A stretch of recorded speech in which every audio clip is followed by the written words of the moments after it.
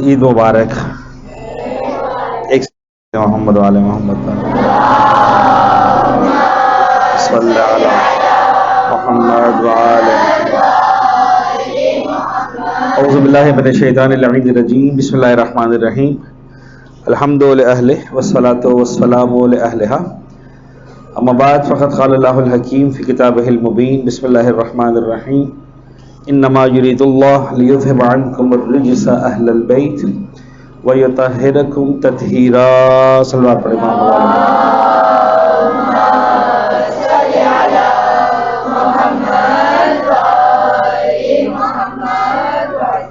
اچھا جی، مجھے 8:25 پہ اسٹارٹ کرنا تھا اور 8:45 پہ جو ہے ختم کرنا تھا، تو میری تقریر ختم ہوئے 3 منٹ ہو چکے ہیں. اچھا ایسا نہیں تھا. اچھا انسٹرکشنز کلیئر نہیں تھے. اچھا انسٹرکشنز کلیئر نہیں تھے تو میں یہ سمجھا تھا. اچھا تو 2-3 باتیں جلدی کرنی ہے آپ لوگوں سے. First of all one point is the ولادت آف امام محمد باقر علیہ السلام سرکار.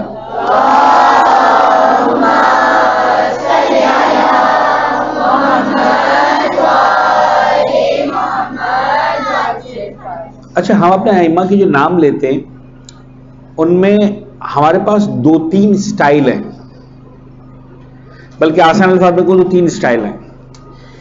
ایک سٹائل یہ ہے کہ صرف نام لیتے ہیں، کوئی لقب نہیں. ایک سٹائل یہ ہے کہ صرف لقب لیتے ہیں، نام نہیں. اور ایک سٹائل یہ ہے کہ نام بھی اور لقب بھی. پہلے امام صرف نام، نو لقب. سیکنڈ امام اگین نیم اونلی، لقب نہیں. تیسرے امام اگین نام لیا، لقب. چوتھے امام اب لقب لیا، نام نہیں آیا. نام کیا تھا ان کا؟ احسن. فرام 5th امام 11th امام تک ہمارا اسٹائل یہ ہے کہ ہم نام بھی لیتے ہیں، لقب بھی لیتے ہیں. اسٹارٹنگ فرام امام پنجم. کیا نام ہے؟ محمد نام ہے، باقر. کوئی بتائے گا باقر کی میننگ کیا ہے؟ باقر کس کو کہتے ہیں عربی زبان میں؟ نہیں پتا کسی کو؟ پتا ہوگا کسی کو، تو پتا ہوگا. شگافتہ کرنے والا. حسن. باقر یعنی کسی چیز کو کھولنے والا، جس کو مشکل اردو میں کہتے ہیں شگافتہ کرنے والا، یعنی کسی چیز کو ایکسپلور کرنے والا، کھول دینے والا، اوپن کر دینے والا. اور یہ لقب ہمارے 5ویں امام کو کس نے دیا تھا معلوم ہے؟ 5ویں امام کو یہ لقب دیا تھا پیغمبر اکرم حضرت محمد مصطفیٰ صلی اللہ علیہ وآلہ وسلم.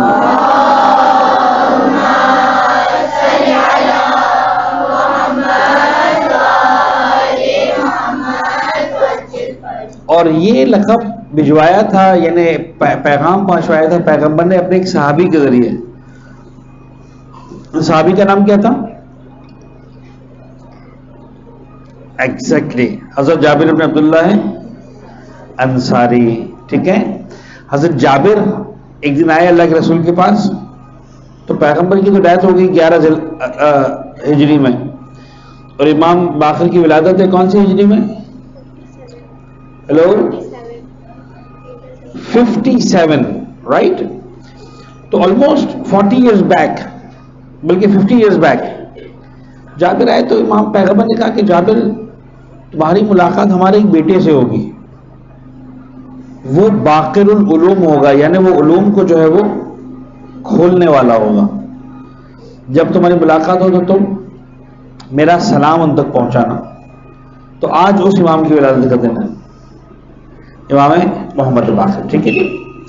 تو دس از دا 1st of رجب. تھوڑا سا امام باقر کی ٹائم لائن کو دیکھیے جلدی جلدی. میرے خیال میں آپ کے پاس لکھی ہوئی ہوں گی سامنے. یس لکھی ہوئی ہے. آپ لوگ یہ چارٹس دیکھا کریں، آپ کو بہت ساری انفارمیشن ملے گی یہاں سے. آپ کا نام جو ہے وہ محمد، آپ کے والد کا نام محمد العابدین. یس. آپ کی والدہ ام عبداللہ فاطمہ بنت امام حسن یعنی ہمارے جو 5ویں امام ہیں ان کے دادا کون ہیں؟ دادا امام حسین، اور نانا کون ہے؟ امام حسن. یعنی ہمارے چوتھے امام جو ہیں وہ حسنی بھی ہیں حسینی بھی ہیں، رائٹ؟ تو خود بخود چونکہ حسنی بھی ہیں حسینی بھی ہیں تو پھر 6، 7، 8، 9 سارے امام امام حسن کی اولاد بھی ہیں اور امام حسین کی اولاد بھی ہیں. اچھا، تو ہی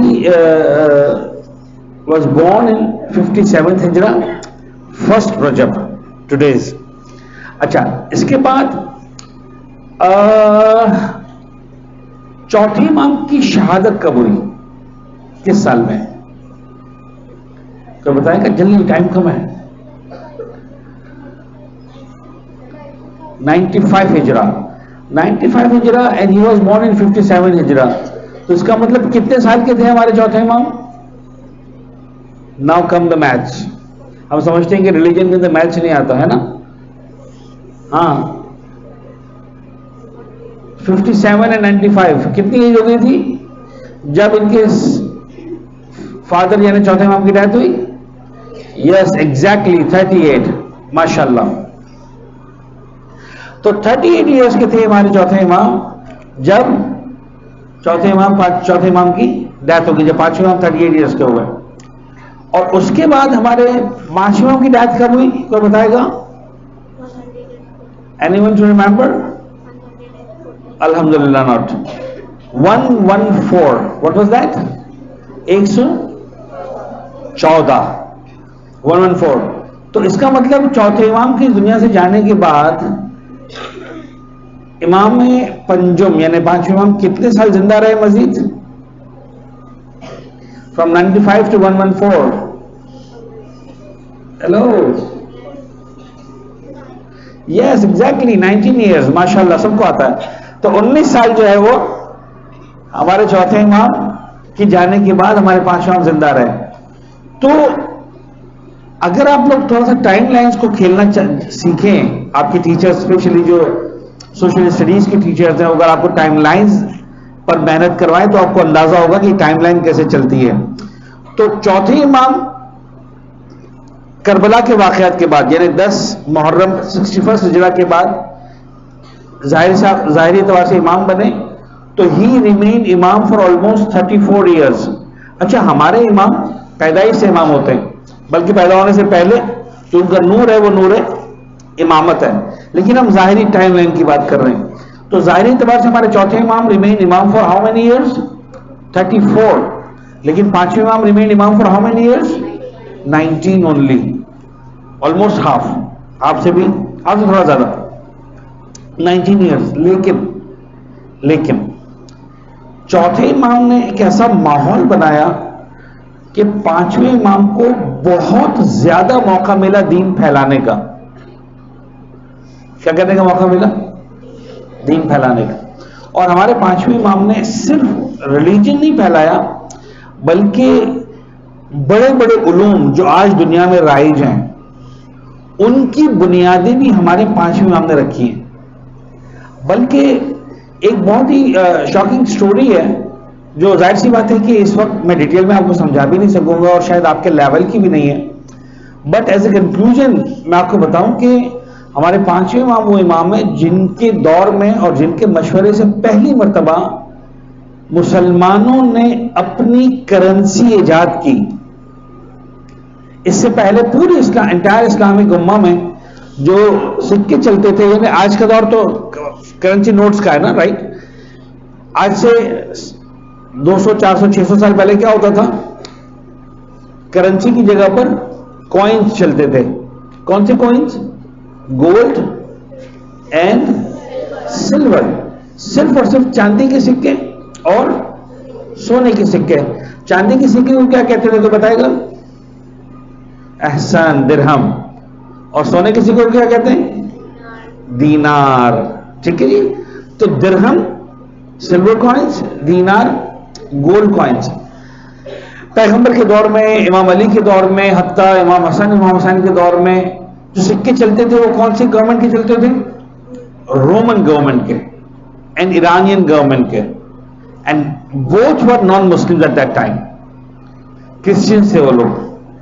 5ویں امام کے دور میں پہلی مرتبہ مسلمانوں نے اپنے سکے بنائے, اور وہ کس کے مشورے سے بنائے گئے؟ 5ویں امام کے زمان کے مشورے سے. اور جناب علی پہلی مرتبہ سکوں پر لا الہ الا اللہ لکھا گیا, بیک سائڈ پہ پیغمبر کا نام لکھا گیا, اینڈ اٹ واز. اچھا, ہمارے پاس جو ہے وہ, اس سے پہلے کہ ہم رجب کے بنائیں, میں ایک آپ کو 5ویں امام کا ایک فرمان سناؤں, تاکہ ہمارے لیے ہماری جو تھاٹ پروسیس ہے, ہماری جو زندگی ہے, اس کے اندر ہمارے ائمہ کی جو ہے وہ ہمیں تعلیمات اور ان کی روشنی نظر آئے. امام کا ایک فرمان بڑا خوبصورت, خیر امام کے سارے فرمان خوبصورت ہیں, زبردست ہیں, اور ظاہر سی بات ہے کہ کیا بات ہے ائمہ کے کلام کی, لیکن ایک بڑا بیوٹیفل فرمان ہے جو میں آپ کے ساتھ شیئر کرنا چاہ رہا ہوں. وہ یہ کہ امام نے فرمایا کہ خدا نے 3 چیزوں کو 3 چیزوں میں چھپا کے رکھا ہے. سنا ہوا ہے کسی نے؟ خدا نے 3 چیزوں کو 3 چیزوں میں چھپا کے رکھا ہوا ہے. ٹھیک ہے, ٹھیک ہے, اوکے, صحیح ہے.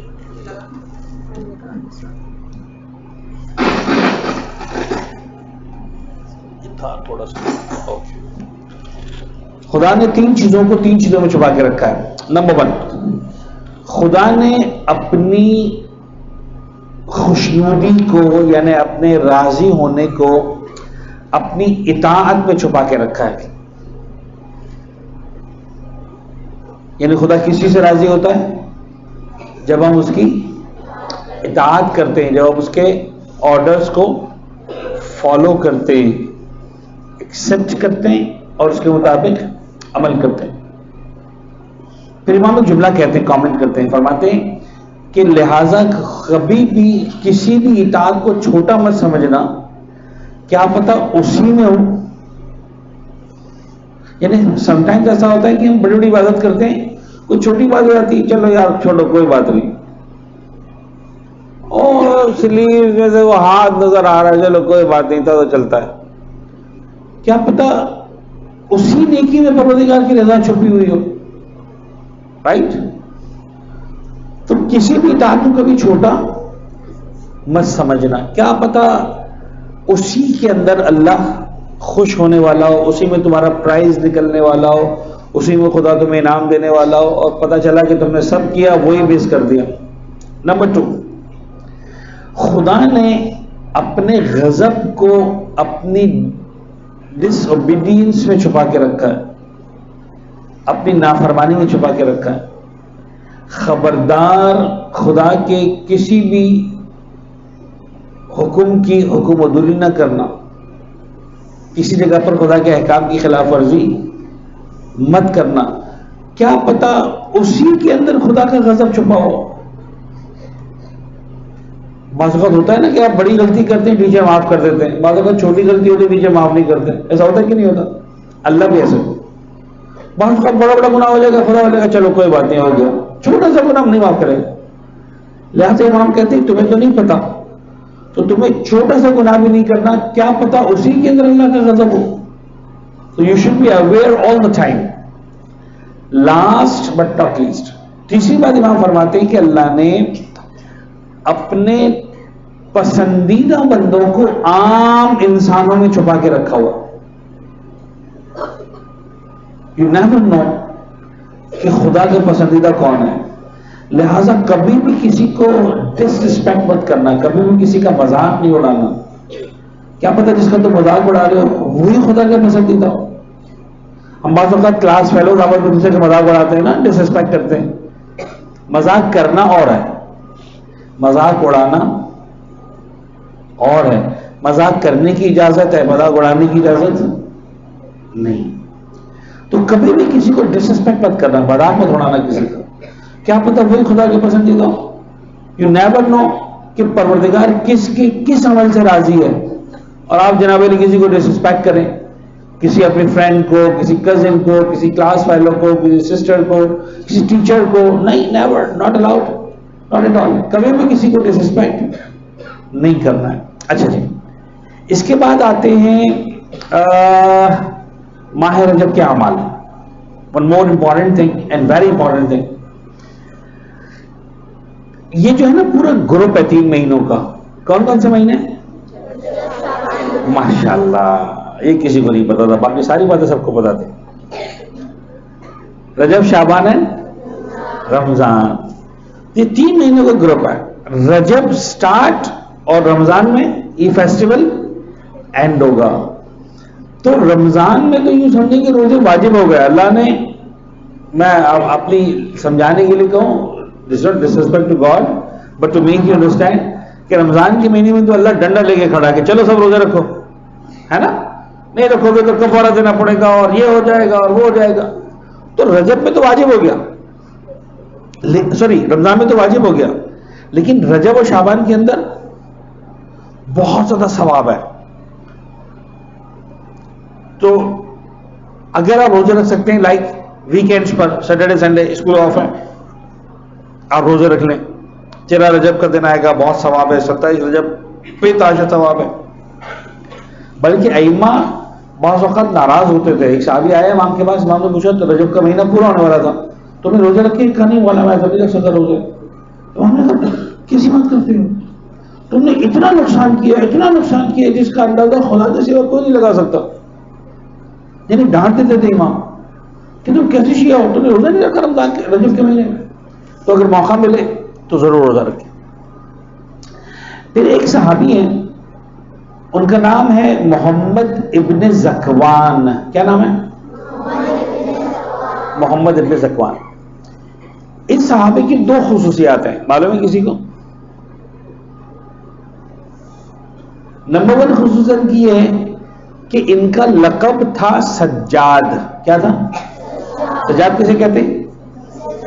بہت ذرا سجدہ کرنے والے کو، یہ اتنا سجدہ کرتے تھے، اتنا سجدہ کرتے تھے کہ ان کا لقب پڑ گیا تھا سجاد۔ تو آپ سوچیں کتنا عبادت گزار بندہ ہوگا۔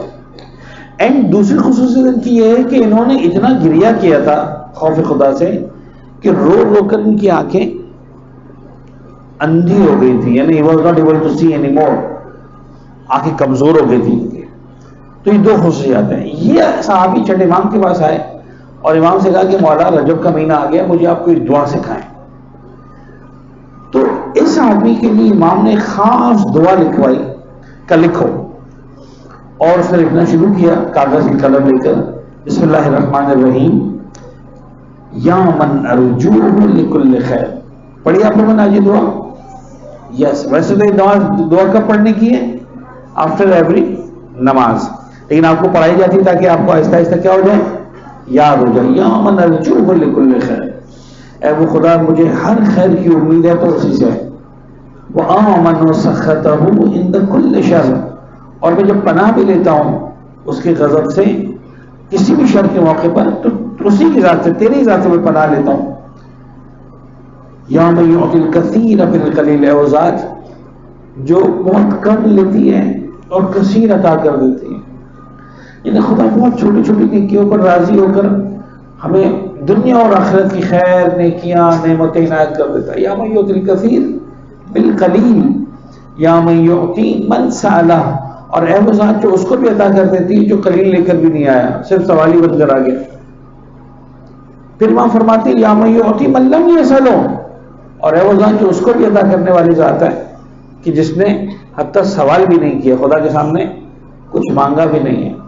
ومن لم یعرفہ، بلکہ اس کو بھی عطا کر دیتی ہے وہ ذات جس کو معرفت بھی نہیں ہے خدا کی، جو کم لے کر آیا اس کو بھی ملتا ہے، جو خالی بھی مانگنے کے لیے آیا اس کو بھی ملتا ہے، جو نہیں آیا مانگنے اس کو بھی ملتا ہے، جس کو پتہ ہی نہیں ہے اس کو بھی ملتا ہے۔ رجب کے مہینے میں پروردگار کی عطا اس طرح سے تحنن منہ ورحمہ، کیوں خدا دیتا ہے؟ اس لیے کہ خدا حنان ہے، حنان یعنی بخشنے والا، عطا کرنے والا، ورحمہ خدا رحیم ہے، پروردگار رحم کرنے والا ہے۔ پھر امام دعا کرتے ہیں، یعنی ابن زکوان کو سکھا رہے ہیں کہ لکھو اعطنی بمسألتی ایاک، خدایا تو مجھے بھی عطا کر دے، اس لیے کہ میں کچھ لے کر تو نہیں آیا ہوں لیکن سواری بن کر تو آیا ہوں۔ مسألتی ایاک، یعنی یہ ادب ہے جو امام سکھاتے ہیں کہ خدا کی بارگاہ میں یہ مت کہا کرو کہ میں کچھ لے کر آیا ہوں، تمہاری اوقات کیا کہ تم کو میں لے کر آیا، تم تو خدا سے کہا کہ معبود میں کچھ لے کے نہیں آیا، میں تو تیری بارگاہ میں خالی بھیک مانگتا بن کر آ گیا ہوں، لینے کے لیے آ گیا ہوں، سوالی بن کر آ گیا ہوں. آتنی بمسألتی ایاک جمیع خیر الدنیا و جمیع خیر الاخرہ. کیا عطا کر دے؟ ساری کی ساری دنیا کی خیر عطا کر دے، جمیع خیر الاخرہ، اور آخرت کی ہر خیر عطا کر دے. واصرف عنی بمسألتی ایاک جمیع شر الدنیا و شر الاخرہ.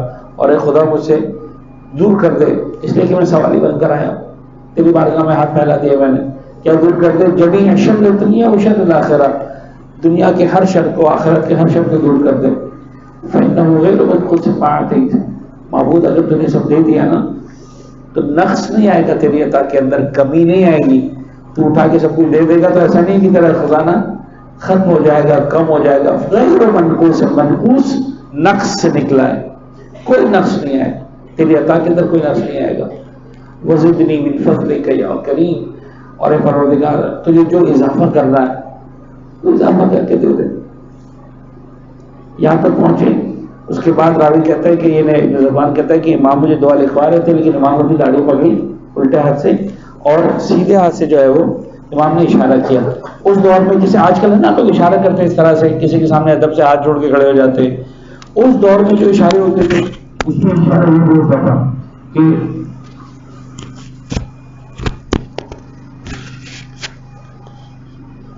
ایک اشارہ اس طرح سے ہوتا تھا کہ ہاتھوں کو جو ہے نا یعنی داڑھی پکڑ کے اور مطلب منع کرتے تھے، بھائی تیری داڑھی کی خاطر ہے نا عزت. تو امام نے اسی انداز سے کیا، داڑھی کو پکڑا اور یہ سے اشارہ کرنا شروع کیا.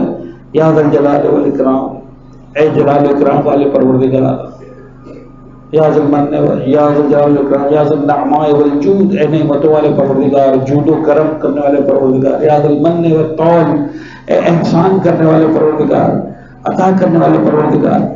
حرم شیبتی النار، معبود میری اس داڑھی کو جہنم کی آگ پر حرام کر دے. یعنی ایک ادب سے دعا مانگی کہ خدایا مجھے جہنم کے اندر مت ڈالنا. اچھا امام کو ضرورت نہیں ہے، امام خدا نہ خواستہ ساری کائنات کو چاہے تو جہنم سے نکال کے جنت میں ڈال سکتے ہیں، تو خود امام کا خدا نہ خواستہ جہنم میں. لیکن امام ہم کو سکھاتے کہ دیکھو خدا سے مانگو تو رجب کے مہینے میں اس طرح سے مانگو.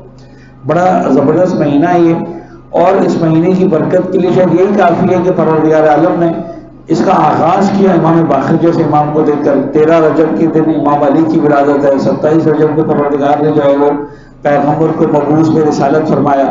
ہمارے عام طور پر مشہور ہو گیا ہے کہ 27ویں رات معراج کی رات ہے. نہیں، ہمارے جو علماء نے بتایا وہ معراج کی رات نہیں ہے، 27 رجب بعثت کی رات ہے. یعنی بعثت کا مطلب کیا ہوتا ہے؟